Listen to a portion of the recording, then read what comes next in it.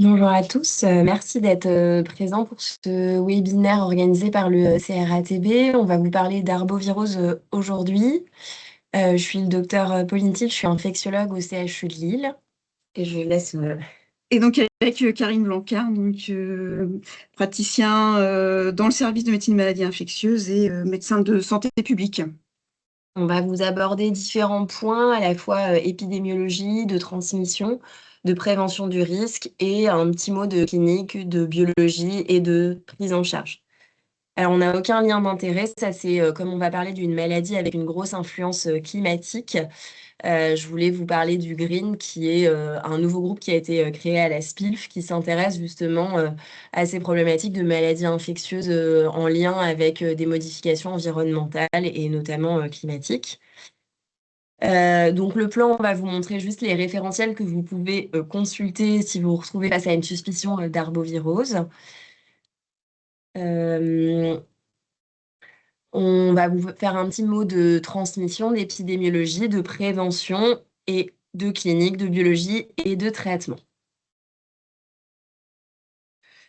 Donc vous pouvez vous rendre sur la page COREP qui est une mission nationale avec des fiches vraiment spécifiques des arboviroses, de la dengue à part et des arboviroses hors dengue de l'autre côté, avec vraiment des fiches qui vous donneront les contacts du CNR, les principales choses à rechercher et la première prise en charge.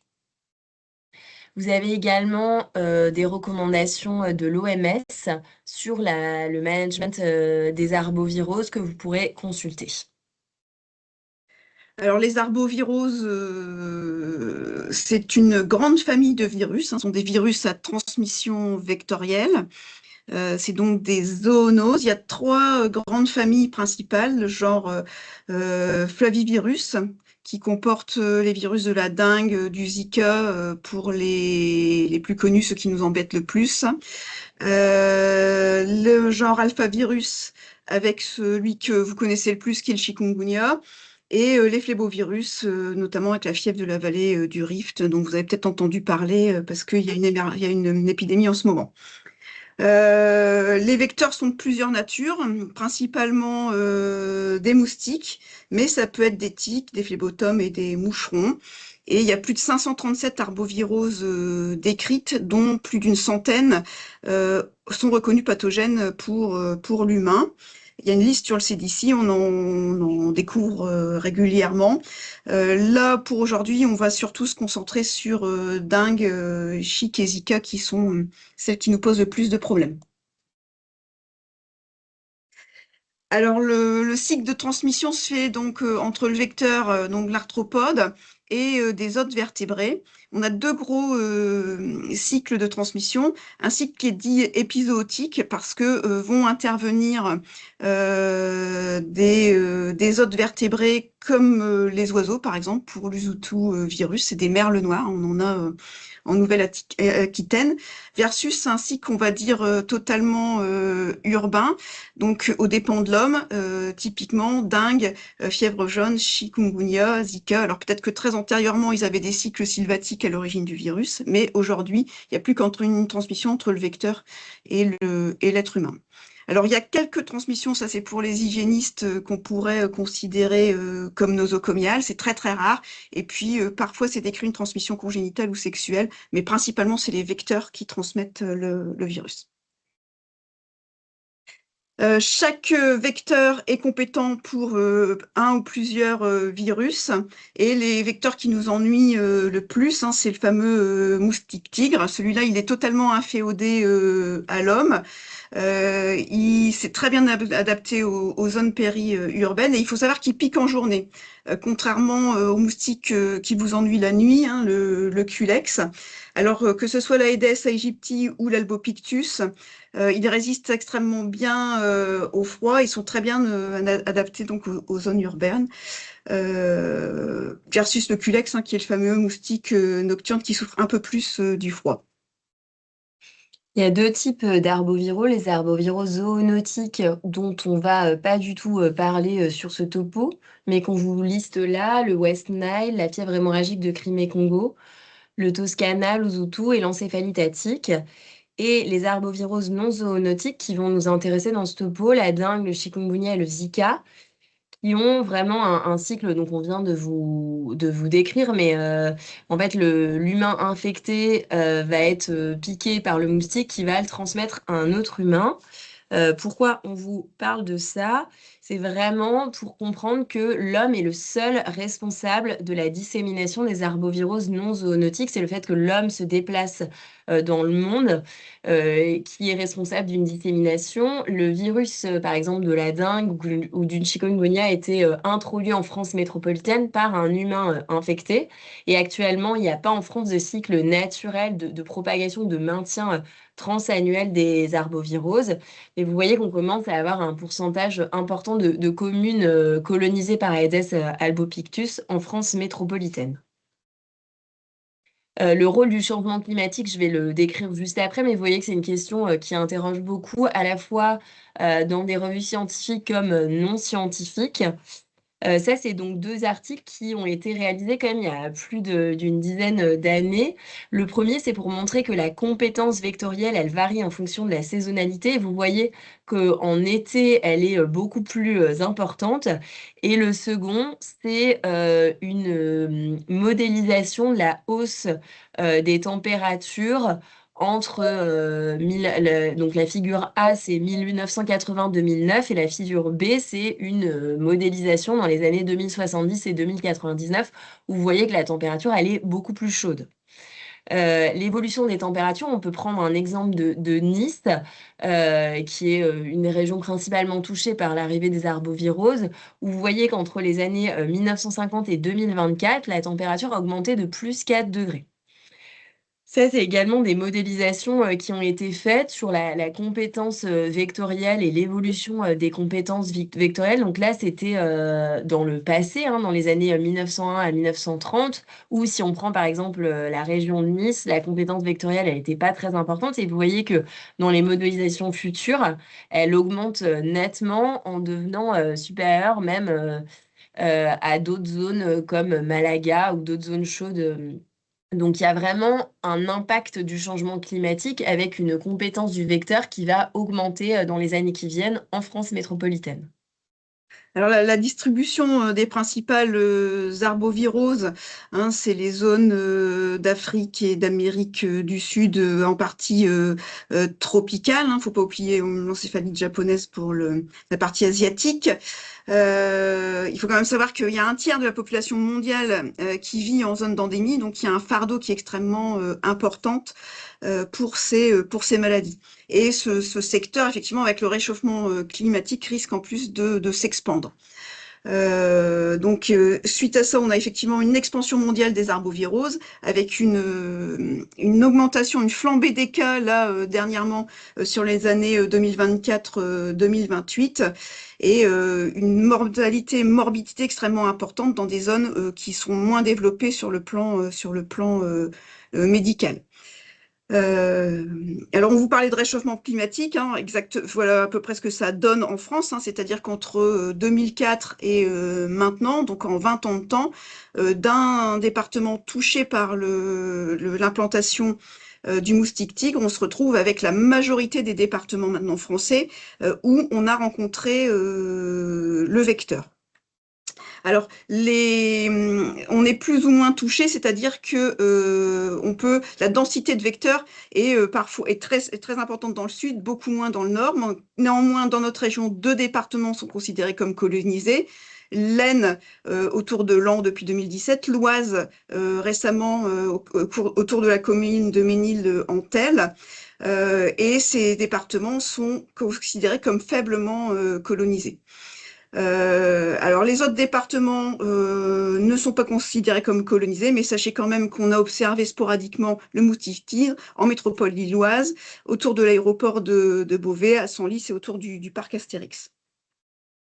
Donc les arboviroses sont surveillées en France, hein, sont surveillées à partir de la déclaration obligatoire et aussi d'une remontée des laboratoires directement à Santé publique France.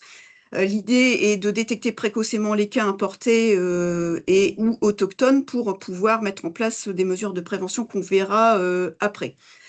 Il y a aussi une surveillance entomologique hein, qui est faite par des instituts spécialisés. Et l'idée, c'est d'essayer d'évaluer l'évolution de l'aire d'implantation des vecteurs. Qu'est-ce que ça donne? Ben, ça donne, par exemple, en France hexagonale, au 26 novembre 2025, plus de 1073 cas de chikungunya importés. Et donc, l'écologie des territoires d'outre-mer fait notre épidémiologie en France, c'est-à-dire qu'en ce moment, il y a une très grosse épidémie de chikungunya à La Réunion. Et donc, c'est les humains de la Réunion qui sont infectés, qui reviennent sur le territoire français et qui sont la maladie découverte sur notre territoire. Il y a aussi eu plus de 1000 cas de dengue et 11 cas seulement de Zika cette année. En ce qui concerne les cas autochtones, cette année, il y a une explosion des cas autochtones, hein, ce qu'on n'avait pas vu les années précédentes. Hein. On a plus de 93 foyers autochtones de chikungunya et de dengue, plus de 800 cas identifiés en France hexagonale. Et donc, ce qu'il faut retenir, c'est que des régions précédemment touchées qu'on connaissait, surtout Auvergne-Rhône-Alpes, Corse, Occitanie, Provence, des nouvelles régions sont touchées, Bourgogne-Franche-Comté, Centre-Val de Loire, Grand Est et Nouvelle-Aquitaine. Ça veut dire on peut pas éliminer des cas autochtones, quel que soit le département français aujourd'hui. Alors, la surveillance en Hauts-de-France, 126 cas d'arbovirose ont été signalés, quasi exclusivement des cas de dengue, avec un petit pic de 18 cas au mois de mai, probablement à superposer à l'épidémiologie de nos territoires et de nos départements d'outre-mer. En 2024. En 2025, 67 cas importés de chikungunya, 76 cas de dengue et un cas importé de Zika. Donc là, effectivement, un pic de chikungunya qui était assez inhabituel jusqu'à présent. Alors, l'ADO, je vous disais, ça sert à mettre en place des mesures de prévention. Donc, la prévention primaire repose sur les conseils aux voyageurs que tout à chacun peut leur donner, notamment la protection personnelle avec des répulsifs. Au niveau individuel, c'est des choses qui sont très connues dans les territoires d'outre-mer, moins connues chez nous, c'est la maîtrise des gîtes larvaires. Donc l'idée est quand même de couvrir les réservoirs d'eau ou d'éviter qu'il y ait des réservoirs d'eau inutiles. Donc ça repose globalement sur l'information et la sensibilisation du grand public. Quand il va y avoir un foyer de cas autochtones, il va se mettre en place une lutte antivectorielle qui est à la main de l'Agence régionale de santé en utilisant des insecticides. Le problème des insecticides, c'est qu'on voit apparaître des émergences et donc il y a effectivement des perspectives dont on vous reparlera Pauline, notamment des techniques d'insectes stériles ou des moustiques génétiquement modifiés ou des infections de moustiques qui sont en train de se mettre en place et qui sont des alternatives aux insecticides. Donc la gestion des cas, ça repose sur toute une législation complexe que je ne vais pas détailler ici. C'est organisé par les préfets, les départements en lien avec l'ARS et notamment pour les traitements péridomiciliaires quand il y a des cas autochtones. Et cette surveillance est obligatoire. Par contre, si les cas surviennent en milieu hospitalier, il revient à l'établissement de santé de mettre en place des mesures de prévention. Alors la prévention des cas secondaires, c'est vraiment l'information du patient et de sa famille, porter des vêtements amples, les répulsifs cutanés, utiliser des ventilateurs, limiter ses déplacements tout le temps qu'il est virémique, hein, c'est important de les sensibiliser. Et puis la gestion des cas en établissement de santé, ça va surtout reposer sur un plan de prévention. Alors nous, on n'est pas trop touchés dans la région, mais c'est pas le cas du tout des hôpitaux en Occitanie ou en Provence-Alpes-Côte d'Azur. Donc, ils mettent déjà en place des kits de gestion des cas hospitalisés, donc en installant dans la chambre du patient des diffuseurs anti-moustiques et en lui proposant des répulsifs cutanés à appliquer toutes les 8 heures. Et donc, c'est important de penser à déterminer le parcours de soins de ces malades, notamment entre l'urgence et les services éventuellement d'infectiologie ou de médecine qui vont les prendre en charge et gérer les réservoirs d'eau usée de l'hôpital. Quelques mots de clinique, vous allez voir que c'est à chaque fois des symptômes assez spécifiques. La fièvre est retrouvée dans les trois arboviroses cités.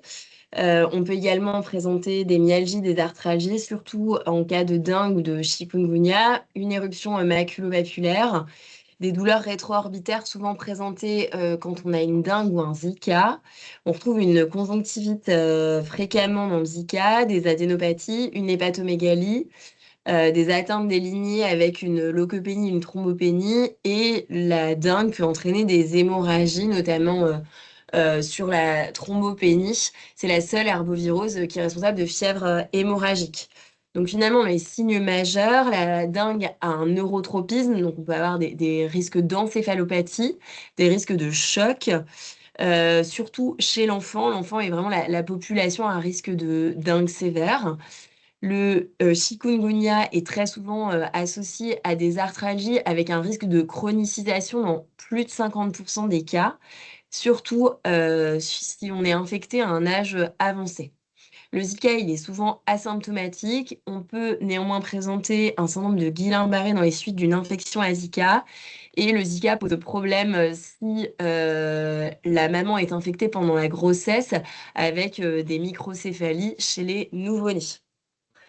Alors, les signes cutanés, on est très fiers car cette photo a été prise hier soir dans le service. Je l'ai remplacée ce matin. Donc, en fait, cette diapo, c'est surtout pour vous montrer que finalement, c'est difficile de différencier les différentes herbovirus juste sur les signes cutanés. Alors, effectivement, là, c'est quand même un signe assez typique de dengue avec un exanthème et une vitropression qui permet de l'effacer complètement. Mais sinon, vous voyez que c'est de l'éruption maculo-papulaire finalement assez aspécifique. Alors, comment faire le diagnostic microbiologique? En fait, ça va dépendre du délai avec l'exposition et du délai de symptomatologie. Donc, si on est entre J0 et J5 des symptômes, on fera uniquement une PCR. Entre J5 et J7 inclus, on fera PCR et sérologie. Et si, je l'ai précisé en dessous, si vous êtes face à un deuxième épisode de dengue, on peut faire la sérologie plus précocement à J5. Donc ça, c'est une notion à avoir en tête. Si vous avez un patient qui a déjà fait une dengue, qui vient avec une suspicion de dengue, à partir de DJ5, la sérologie peut se positiver. Et enfin, si on est à plus de J7, on fera uniquement la sérologie. Quelles sont les situations à risque de dengue grave?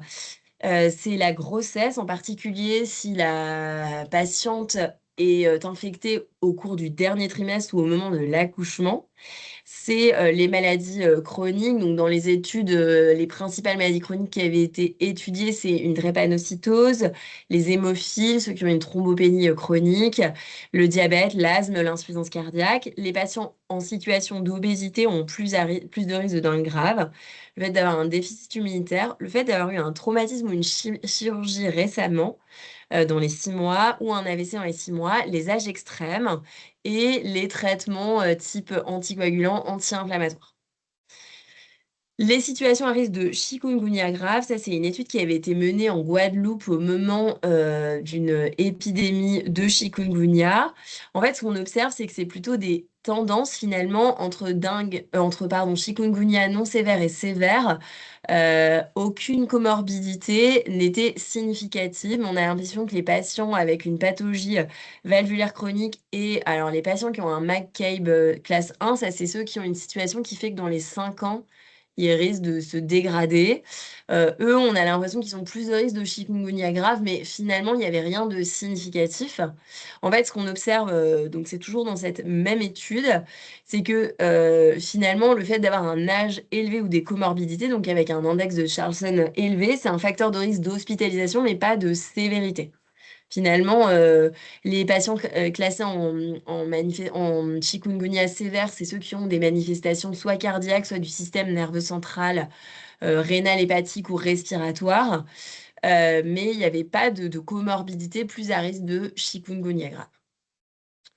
Alors, les traitements, les diapos dont tu parlais avec l'insecte infecté ont été masqués, mais donc effectivement, il y a eu des. Karine vous a présenté les traitements préventifs avec la lutte contre les gîtes larvaires, le fait de porter soi-même des vêtements longs, des répulsifs sur les vêtements ou des moustiquaires imprégnés. Ça, c'est quand même le principal traitement préventif. Il y a également des études donc, qui ont largué des vecteurs infectés par une bactérie qui s'appelle Wolbachia, qui en fait arrête le cycle de la maladie. Et on voit que dans ces zones où le vecteur infecté est majoritaire, on a une nette diminution de l'incidence.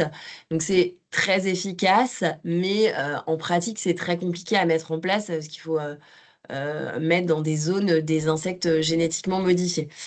Alors finalement, la principale prise en charge, c'est la prise en charge symptomatique, puisqu'actuellement, il n'y a aucun antiviral thérapeutique qui est utilisable.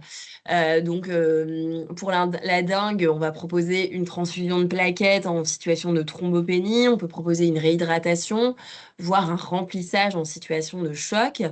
Il y a une contre-indication formelle aux anti-inflammatoires et aux anti-agrégants plaquettaires devant le risque hémorragique et il faut manier avec précaution le paracétamol.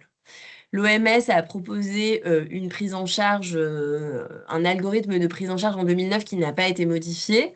Mais donc, il faut évaluer si on est en situation de gravité immédiate, avec des signes de défaillance hémorragique, des hémorragies, etc. Il faut évaluer à quelle phase on est, si on est en phase précoce, en phase critique entre J4 et J7 ou à plus de J7 plutôt en phase de récupération. Est-ce qu'on est face à une situation à risque chez les drépanocytaires, chez des patients qui ont des comorbidités, qui ont pris des AINS ou des anticoagulants récemment, etc. Et donc, si vous êtes dans cette situation-là, il n'y a pas de discussion, il faut faire un recours hospitalier, il faut que le patient soit évalué en hospitalisation. Si ce n'est pas le cas, il faut regarder si vous avez des signes d'alerte, à savoir des douleurs abdominales, des vomissements, des saignements, une hépatomégalie chronique, une fièvre persistante à plus de 39 degrés après J5. Là également, il faut faire un recours hospitalier. Et sinon, c'est est-ce que le patient est en isolement social, géographique, etc. Concernant les vaccins, c'est le dernier mot de ce topo, pardon. Donc, c'est également un des traitements préventifs importants. Alors, il y a les vaccins anciens préexistants notamment des arboviroses zoonotiques avec l'encéphalite japonaise encéphalitatique, et il y a le vaccin de la fièvre jaune, et il y a ensuite des nouveaux vaccins que je vais un petit peu plus vous détailler en vous donnant notamment les recommandations actuelles, qui sont le vaccin de la dengue et du chikungunya, et on verra qu'il y a un essai de phase 1 pour le Zika. Donc, un vieux vaccin, c'est le vaccin de la fièvre jaune, qui est un vaccin vivant atténué, donc qui est contre-indiqué chez l'immunodéprimé. C'est une seule injection. Cette injection, elle est valable à vie, sauf si vous partez dans une zone où il y a eu une épidémie récente. Je me suis trompée, j'ai mis hors zone d'endémie, je voulais dire hors zone d'épidémie récente. Donc, vous voyez que c'est les pays qui sont intéressés. Donc, c'est finalement en Amérique du Sud et en Afrique subsaharienne. Et donc, pour rappel, le vaccin de la fièvre jaune, il doit être réalisé dans un centre de vaccination international. Euh, Dans la région, il y a Tourcoing, Pasteur, Amiens, Béthune, Divion. Et voilà, j'en oublie probablement. Alors, malgré la vaccination de la fièvre jaune, il y a quand même eu des épidémies relativement récentes, comme au Brésil, où il y en a eu une en 2018, mais vous voyez qu'il y en a encore des plus anecdotiques jusque récemment. Et donc, comme on a un stock de vaccins qui est moyen, on va dire, c'est pour ça d'ailleurs que maintenant on fait plus qu'une seule dose, il y a eu des essais de fractionnement vaccinal pour répondre aux épidémies dans les zones d'épidémie où ils ont fait des doses moindres aux patients en période d'épidémie avec une très bonne réponse, des demi-doses qui ont été réalisées avec une très bonne réponse. Donc maintenant, on va passer au nouveau vaccin. Alors la dengue, c'est une infection qui est complexe, c'est un véritable challenge vaccinal. Pourquoi? Car il y a 4 sérotypes viraux.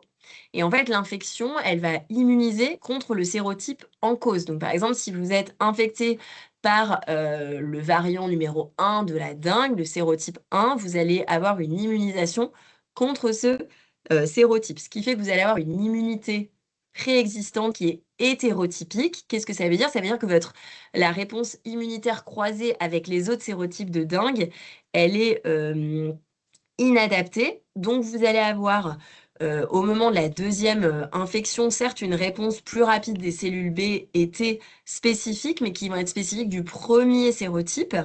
Et donc, finalement, une réponse qui va être moins affine aux nouveaux virus infectants avec la génération d'anticorps qui vont être non neutralisants et avec un phénomène de renforcement de l'infection qui est dépendant des anticorps.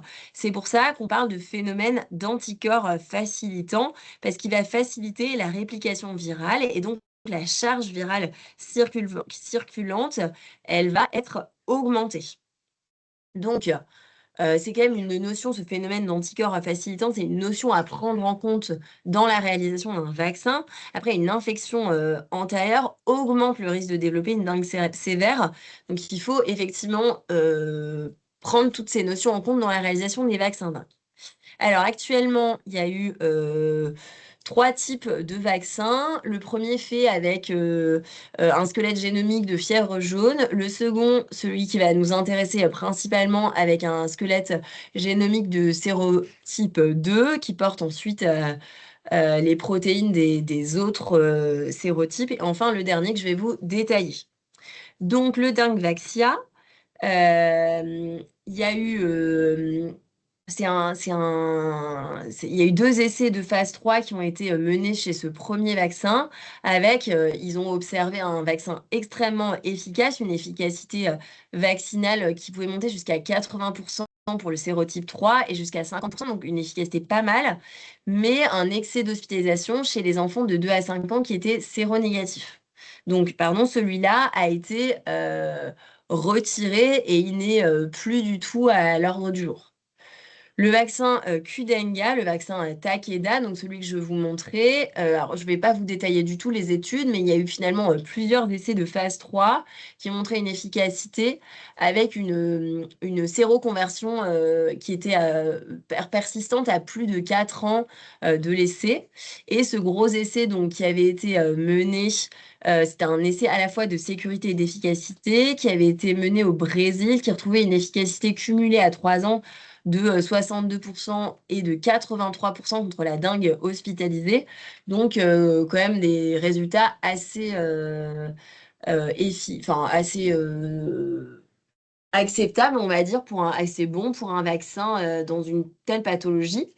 Ce qui fait que la HLS s'est positionnée en faveur du vaccin Qdenga pour les enfants de 6 à 16 ans et les adultes de 17 à 60 ans avec comorbidité dans les territoires d'outre-mer qui sont la Guadeloupe, la Guyane, la Réunion, Mayotte et la Martinique. Donc c'est vraiment pour les résidents dans ces régions.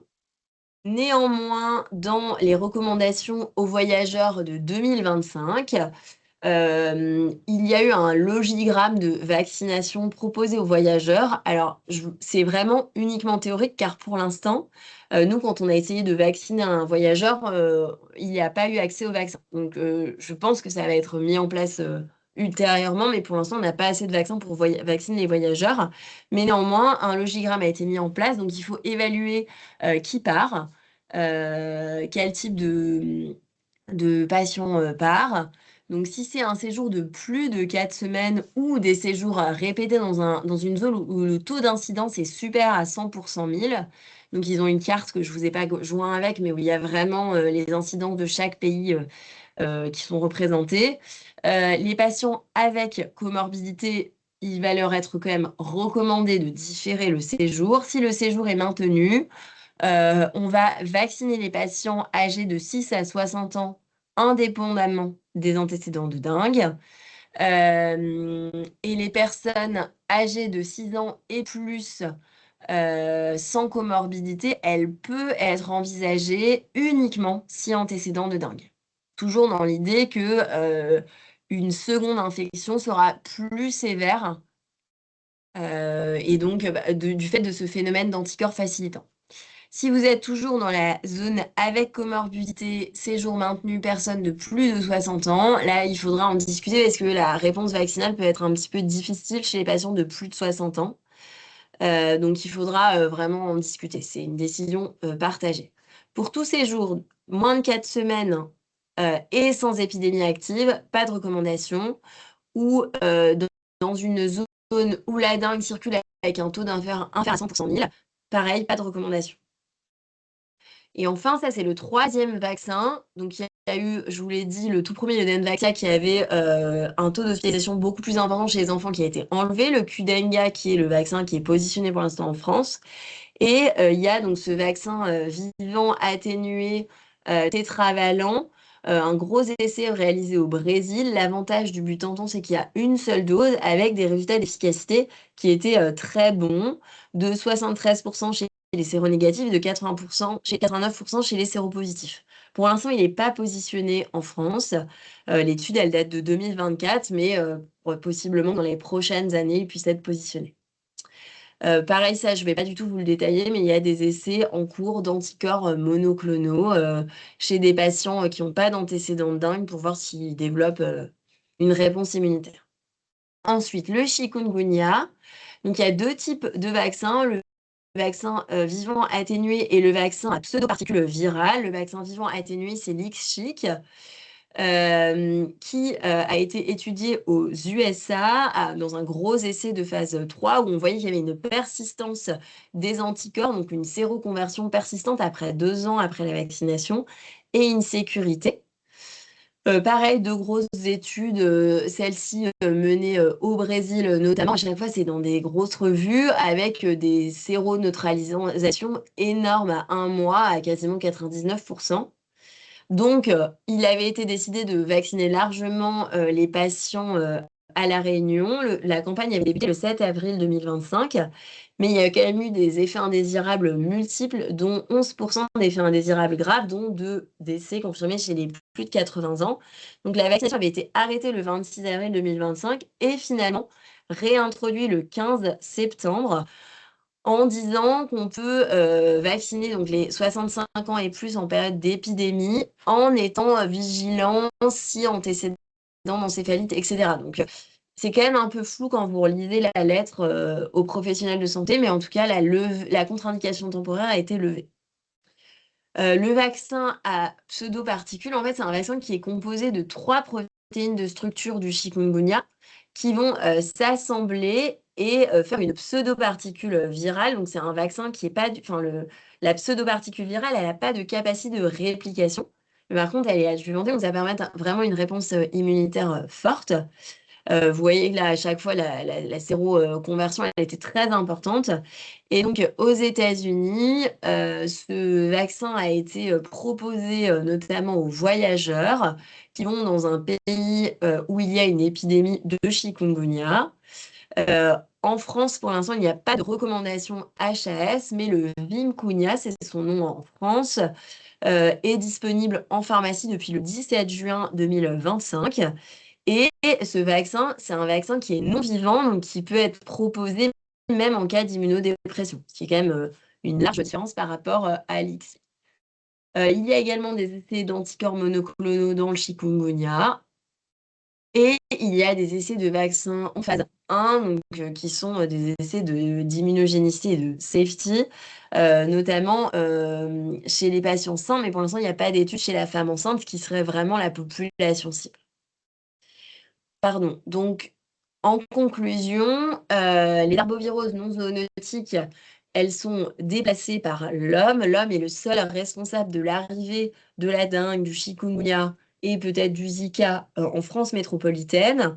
Il y a un fort rôle du changement climatique puisque la compétence vectorielle, elle augmente avec l'augmentation de la température.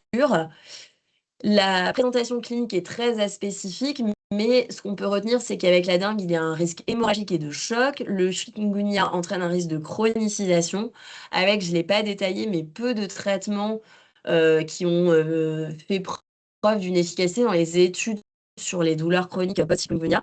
Le Zika, avec un risque de microcéphalie pour les nouveau-nés. Sur le plan biologique, donc entre J0 et J5, vous pouvez réaliser une PCR. Entre J5 et J7, vous pouvez réaliser une PCR et une sérologie. Et à plus de J7, une sérologie uniquement. En conclusion des vaccins, la dengue, difficile de mener des études vaccinales car il y a ce phénomène d'anticorps facilitant, mais actuellement c'est le Qdenga qui est positionné pour les résidents en zone endémique et quand même un positionnement pour les voyageurs. Le chikungunya, le vaccin à pseudoparticules est en attente des recommandations françaises. Et pour d'autres arboviroses, il y a un grand pipeline de vaccinal ou d'anticorps monoclonaux en cours. Et le mot de la fin, Karine l'a bien répété, mais donc c'est vraiment prévention et signalement. Il y a une surveillance active des vecteurs et des arboviroses en France, et notamment en France métropolitaine. Donc pensez à signaler si vous avez des cas. Merci beaucoup.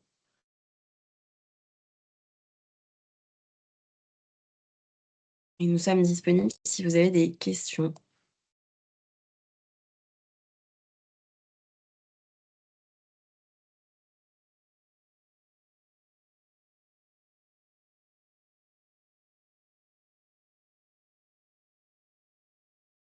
Avec plaisir, François.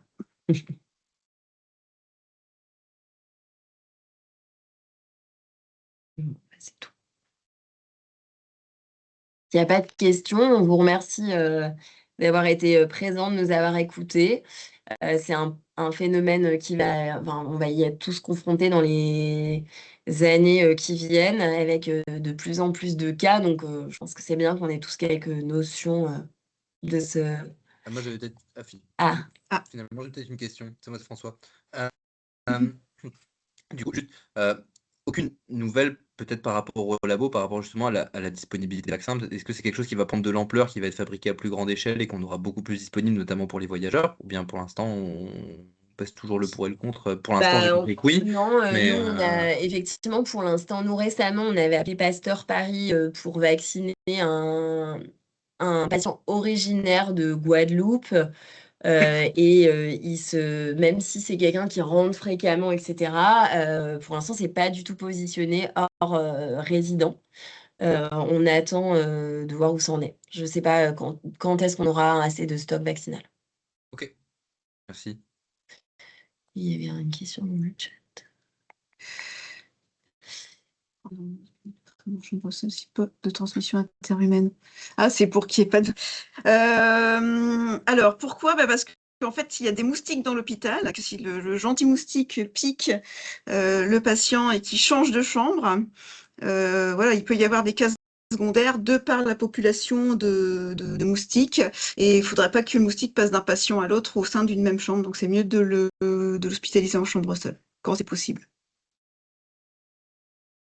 Surtout dans les zones d'endémie. Moi, j'ai travaillé en Guyane et la charge vectorielle, elle est importante dans les hôpitaux parce qu'il y a quand même des endroits d'eau stagnante, même s'ils essayent de lutter contre ça, il y en a pas mal. C'est un vrai gîte larvaire, l'hôpital.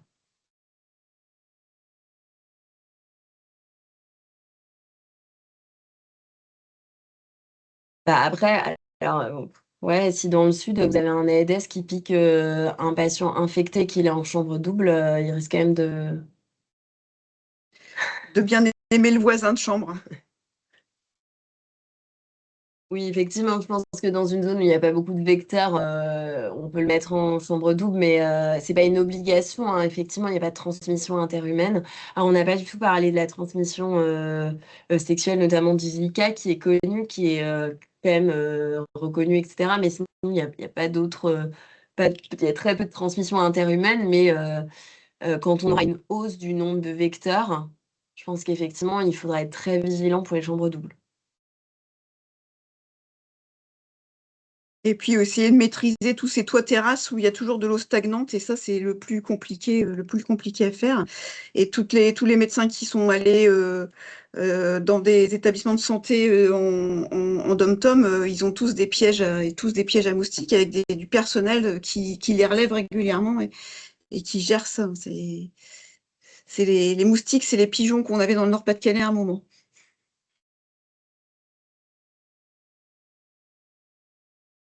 Est-ce qu'il y a d'autres questions?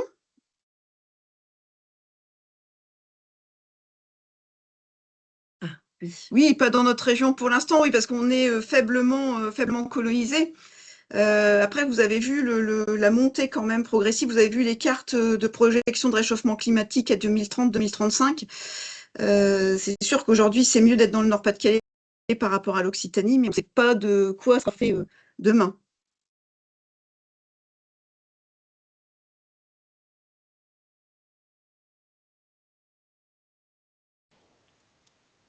On s'arrête là? On s'arrête là. Merci. Merci à tous, au revoir, à bientôt.